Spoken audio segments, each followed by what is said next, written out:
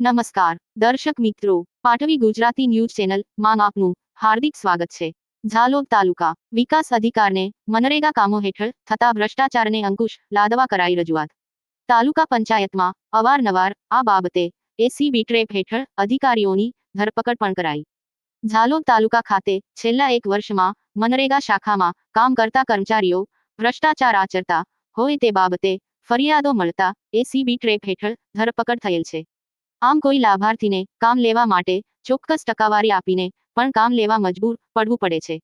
આમ આ બાબતે ઝાલોદ તાલુકા વિકાસ અધિકારીઓ આવા કર્મચારીઓની યોગ્ય તપાસ કરી યોગ્ય કાર્યવાહી કરી ભ્રષ્ટાચાર પર અંકુશ મૂકવા આજરોજ ઝાલોદ તાલુકા આપ અધ્યક્ષ તેમજ ઉમેદવાર અનિલભાઈ ગરાસિયા અને ઝાલોદ આપ કાર્યકર્તાઓ દ્વારા તાલુકા વિકાસ અધિકારીને ભ્રષ્ટાચાર પર અંકુશ લાદવા રજૂઆત કરાઈ હતી। તેમજ જો આ બાબતે યોગ્ય કાર્યવાહીમાં વિલંબ કરાશે તો આવનાર સમયમાં ગાંધી માર્ગે આંદોલનની ચીમકી ઉચ્ચારી હતી।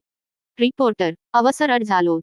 તારીખ 10/7/2024 બુધવારના રોજ ઝાલોદ આમ આદમી પાર્ટી દ્વારા તાલુકા વિકાસ અધિકારીને આવેદન આપી રજૂઆત કરીએ છીએ કે છેલ્લા 1 વર્ષથી મનરેગા શાખાને અંદર જવાબદાર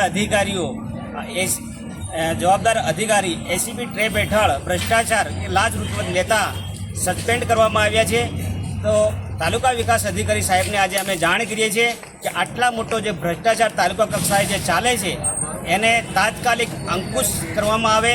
જે પણ લાભાર્થીઓ છે, કામ કરનાર વ્યક્તિઓ છે, આ કામ કરનાર વ્યક્તિઓ મજબૂરીથી પોતાના કામ ટકાવારી આપીને કામ કરાવે છે, જેથી કરીને આ જે ભ્રષ્ટાચાર ઝાલોદ તાલુકાની અંદર ઓછો થાય એના માટેની અમારી રજૂઆત છે।